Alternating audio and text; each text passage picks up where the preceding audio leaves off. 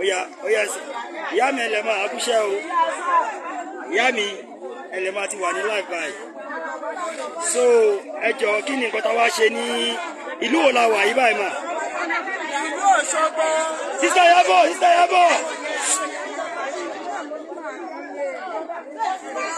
Sister Yabo ẹ jẹ́ wá. ẹ bá mú dání. Oya madam ẹ jọ̀ọ́ kí ni àwa ṣe nígbà ilé ni ìmọ̀. Ẹ ṣeun bàbá mi àwọn obìnrin ti sọ ajìjàgbara Yorùbá Nation lóko ẹ̀bà àwa la wá pé lọ́dún láti wá pàdé àwọn olórí wa láti ọmọ wa láti ṣe ìpolongo Yorùbá Nation àti obìnrin títún ajìjàgbara láti ṣe àlàyé rẹ̀ fún àwọn ènìyàn wa tí ò tí ì gbọ́ nípa rẹ̀. Ẹ jọ̀ọ́ kí lórúkọ ẹni tó ní obìnrin tuntun ajìjàgbara tó ń pẹ́ gbogbo ọmọ ìbáṣẹ́ ń gbọ́ orúkọ gúrùpù yìí ni. Princess Omojojuola Adérètí àwọn ni olórí wa àwọn ni wọ́n ń báàkì wa tí wọ́n ń sponsor wa láti rí i pé apolongo ẹgbẹ́ yìí fún àwọn obìnrin láti lè ja àjàgbara òmìnira ilẹ̀ Yorùbá.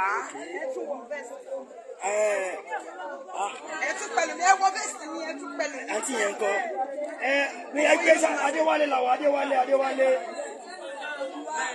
Adéwálé làwọn àbí ṣe Adéwálé lórúkọ mi. Adéwálé street number 9. Number 9 Adéwálé street. Ẹ ṣeun gan mà láti yàbí àṣà Princess Omojojuola Blog tá à ń pè ní Princess kílẹ̀kùn wọn mà. Omojojuola Adérètí. So kí ni àwọn ìgbésẹ̀ tẹ́ ti wá gbé ní ìlú Òṣogbo lórí ọ̀rọ̀ Yorùbá Nation lórí òfin pọ̀ tó yìí.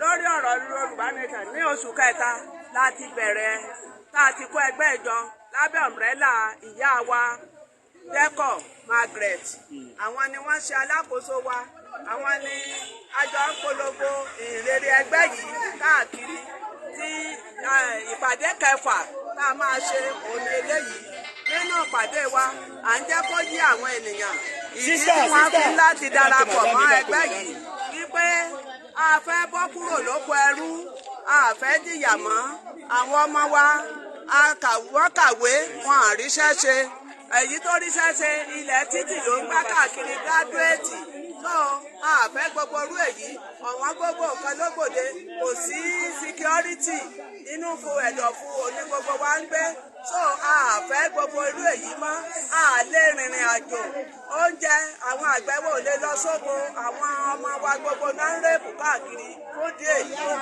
ìdí nì láti kọ́wọ́ ti àwọn olórí wa àwọn bíi bàbá Sunday Igboho ṣá àti bàbá Professor Banda Akintoye. Professor Akintoye Bandi àwọn ni olórí wa àti fi gbogbo ara gbogbo àwọn obìnrin àti ṣetán láti dá láti tì wọ́n lẹ́yìn láti fi pé àgbà ilẹ̀ tuntun sàn. Àwa obìnrin ajìjàgbara. Àwa obìnrin tuntun ajìjàgbara. Orílẹ̀-èdè Yorùbá. Àwọn tí tó gẹ́ ìnira ti pọ̀ jù.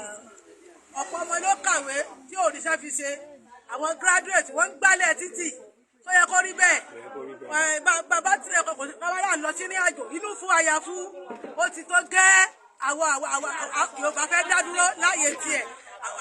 Torí náà àwa ni obìnrin tuntun ajìjàgbara Yorùbá yàyí tó gẹ́ Yorùbá dá dúró Yorùbá Nation. No going back.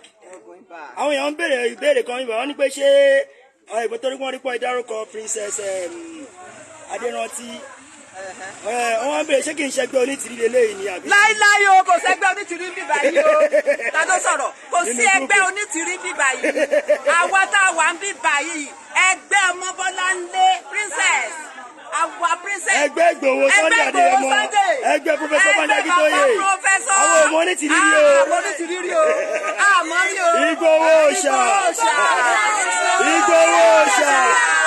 àwọn òtẹ́lẹ̀ onítìrí o. ẹ má sọ ọmọ o. Ṣé bá a sọ fún gbogbo àwọn tó jẹ́ ọmọ Òṣogbo àtọmọ Ọ̀ṣun tó fẹ́ darapọ̀ mọ́ yín báwo ṣe lè get in touch pẹ̀lú yín báwo ṣe lè rí yín. Anybody tó bá fẹ́ darapọ̀ mọ́ wa tó bá ti dé sí Òṣogbo tó wá sí Akíndẹ́kọ̀ tó bá ti dé Akíndẹ́kọ̀ tó ní òun lọ ní Akíndẹ́kọ̀ tó bá sì ti débẹ̀ kó béèrè ìyá Akíndẹ́kọ̀ èmi náà rè á rí mi. bóyá jẹ́ nìyẹn ẹ ṣeun gan so bóyá jẹ́ nìyẹn ìyá princess wọ́n ní ká fi àsìkò sọ fún gbogbo ẹ̀yin ìyá wa wípé nǹkan tá à ń ṣe yìí torí wọ́n bá mi sọ̀rọ̀ lẹ́ẹ̀kan ó dẹ̀ ní kí n sọ fún gbogbo ẹ̀bọ nípa àwọn ìyá wa ti bínú lọ torí pé wọn gbà wọn ráṣọ Yorùbá Nation gbà a dẹ̀ ti promise wọn pé mítì wa máa ṣe kọ́ máa rántí kọ́ máa retí wọn pé a máa kó aṣọ wa sóyè gbogbo ara máa gbà aṣọ Yorùbá Nation yẹn kẹ́ mọ̀ bí nǹkan tó yẹ pé abínibí ni gbogbo ara là ní ìdí ẹ̀ nǹkan wa ni àṣà wa ni iṣẹ́ wa ni tó gbogbo ara máa gbà ẹ̀fìn kọ́ pé 1 million a máa gbà bọ̀ díẹ̀ nípa ìgbésẹ̀ yín ìgbésẹ̀ wọn ìgbésẹ̀ gbogbo wa ló máa jẹ́ ká lè rí ṣe tí ìsọfowópọ̀ bá ti jọ wà ń gbà pípa máa débi tá à ń lọ so nǹkan tí ẹ wá sọ fún gbogbo wa ni pé ẹ jẹ́ ká mọ̀ bí kíní yìí òun ṣe nǹkan òṣèlú ló máa ń san bí wọ́n pé kó máa fún wọn ní 2,000 naira ráìsì ìgbà gbogbo yẹn tí ń jẹ́ láti ọjọ́ ìkí ló dà fún wa kò sí iléèwé ẹ̀kọ́ ọ̀fẹ́ kò sí ìlera ọ̀fẹ́ gbogbo ẹ̀kọ́ sọ́nà tó dáa gbogbo ẹ̀kọ́ bàjẹ́ tó ń pè nílùú Nàìjíríà wọ́n dẹ̀ ń fún wọn ní 2020 naira láti ọjọ́ yìí wọ́n rí ṣe ìkọ́ tó yẹ ká máa jà fún nísìnyí nìyẹn kò wá ń ṣe torí kan tó bá ti fún wa àwa bínú iṣẹ́ ìyá wa ilé ẹ̀ka kájọ iṣẹ́ yìí wọ́n lọ́ fi sọ wípé àwọn rédíò àti bá wa ṣiṣẹ́ ṣùgbọ́n ìyá wa náà gbọ́dọ̀ cooperate pẹ̀lú wa kí gbèsè lè lọ bó ṣe yẹ kó lọ so èmi gbàgbọ́ pé lágbára tá bá máa padà wá ẹ máa ráṣọ tó máa pọ̀ rẹpẹtẹ tó jáṣọ Yorùbá Nation kò ṣaṣọ APC o kò ṣaṣọ PDP o kò ṣaṣọ Labour o aṣọ Yorùbá Nation òun la máa kó wá síbi tó dẹ̀ máa pọ̀ rẹpẹtẹ ìfọwọ́sowọ́pọ̀ gbọ́ àlọ́dájọ́ máa ṣe Ọlọ́run adé fún wa ṣe lágbára Ọlọ́run bí a tẹ bá ní ọ̀rọ̀ ìyọ̀jú tẹ́yìn náà tó fẹ́ ṣé ìyàwó tún ní nǹkan tó fẹ́ bá wa sọ. ó kú tó a fẹ́ sọ náà ni pé àwọn Gbogborin ní obìnrin tó ajìjàgbara a fẹ́ gba Nàìjíríà a fẹ́ gba Yorùbá Nation a fẹ́ gbà padà àwọn ọmọ wa ń jìyà wọ́n àyà gán ń jìyà èyí á sì kí wọn ò ní tọ́jú ẹ̀ wọ́n wọ́n tó hospital wọ́n dá padà lọ lẹ́nu kó gbé kan wá wọ́n ọmọ wa kàwé àwọn akẹ́kọ̀ọ́ gbogbo àwọn náà alẹ́ dá àkọ́kọ́ wò fún oníṣẹ́ gidi graduate yóò máa gbá lórí títì àwọn ọ̀fẹ́ mọ́ kán ṣàánú wa kán tu wálẹ̀ kán fa ní Yorùbá Nation. Yorùbá Nation no going back. Yorùbá Nation àwọn náà dá sí pàtẹ́kì bẹ́ẹ̀ sí nígbà. Yorùbá Nation dandan ni.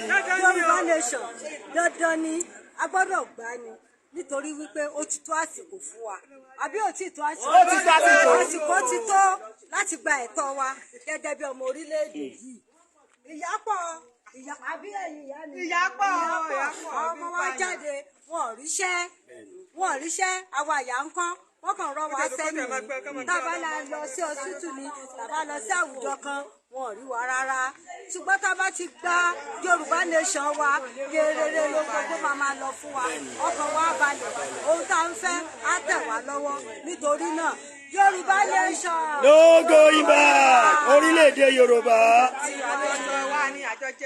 àbí àwọn náà ní ìrẹ̀lẹ̀ bá a sọ mà. tí mo ní ìsọjú gbogbo ìtàwọn èèyàn ti sọ ṣáájú náà nítorí fún kíni béèyàn bá sùn lé gan pàápàá yóò díjú kan là kan ní nígbà tó kàn balẹ̀ anybody ìwọ tí Yorùbá Nation bá ti wà tá a dẹ̀ fi ọwọ́ sọwọ́ pọ̀ ẹ jẹ́ mọ̀ pé àgbájọ ọwọ́ òní lẹ́rù lónìí la dẹ̀ fi ń sọ̀yà ẹyọ gbálẹ̀ kan kò lè gbálẹ̀ mọ́ bí gbogbo wa bá ti fi ọwọ́ sowọ́ pọ̀ tá à ń tẹ̀síwájú àní padà sẹ́yìn gẹ́gẹ́ bá a ti sọ pé Yorùbá Nation no going back a gbọ́dọ̀ gbà ní ó di dandan ká gba Yorùbá Nation ní abúlé bàbá wa ìyá mi àwọn kan sọ ọkàn pọn bí wọn ti ń pàrọwà fún bàbá Májàsọ́lá pé bí abẹ́kọ́ fi Yorùbá Nation lẹ̀ kọ́ máa ṣe mọ́ tó wọ̀n ìyá wa kan fi lẹ̀. kí ló ń jẹ́ bẹ́ẹ̀ wá kí ló ń jẹ́ bẹ́ẹ̀ orí ni Yorùbá tẹ́lẹ̀tẹ́lẹ̀ àwọn ìgbàlẹ̀ àbí àwọn kí náà fi pé tó ń wọnú kíní wa náà fi búrẹ́dì kó wa lómi ọbẹ̀ tí wọ́n sọ wá di ẹyẹ ní náà fi gbálẹ̀ tó fẹ́ sọ wá dẹ́dún àrílẹ̀ àdẹ̀gbà ìyẹn ti tó gẹ́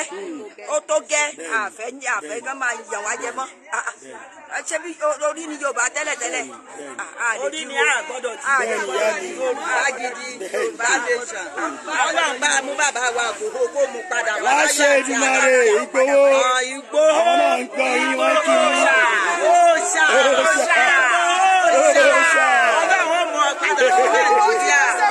ọba tó dé bẹ́ẹ̀ ló máa dé padà. ẹ ṣe bẹ́ẹ̀ ni ó ti dé ẹ ṣeun gọ́mà.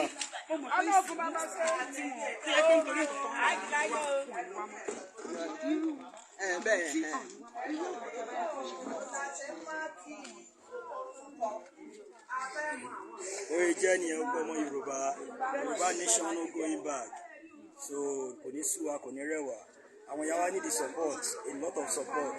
Ẹ̀yin náà ṣáà ti rí báyìí torí pé àwọn ìyá wa ò rí best Yorùbá Nation gbà, àwọn kan bínú lọlé, so tó dẹ̀ yẹ kó rí bẹ́ẹ̀, ṣùgbọ́n Ọlọ́run á túbọ̀ máa bùkún fún gbogbo àwọn tọ́lọ́run bá gbé wọn sókè láti lè jẹ́ kí wọ́n lè rí best lọ́pọ̀lọpọ̀ láti lè fi rí ṣe.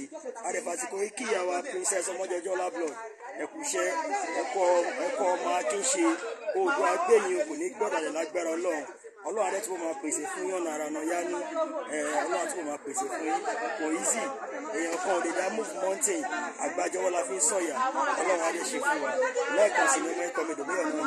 Ìlú Òṣogbo ló ń gbé bí o, no going back. Ìlú Òṣogbo ló ń gbé bí, no going back. Ìlú Òṣogbo ló ń gbé bí, no going back. Bẹ́ẹ̀ tí mo ní òmíyá àgbáyé wíyé jẹ́ ni ẹ̀. Ìlú Òṣogbo Ọ̀ṣun state ibẹ̀ ni o wíyé jẹ́ ni ẹ̀. Ọlọ́run á fún wa ṣe lágbára lọ. Yorùbá ti dé, a máa ń ra wa lọ́wọ́, ìgbésẹ̀ adé lọ. Ẹ má wọrí, ẹ sọ fún wọn pé ní the best. Mo ní the best, iṣẹ́ gidi, owó, best Yorùbá Nation àti iṣẹ́ fún ọmọ wa ọlọ́run iṣẹ́ ṣe. Ọlọ́run á fún wa ṣe lágbára lọ. Ẹ ṣé gan, ẹ ṣé gan.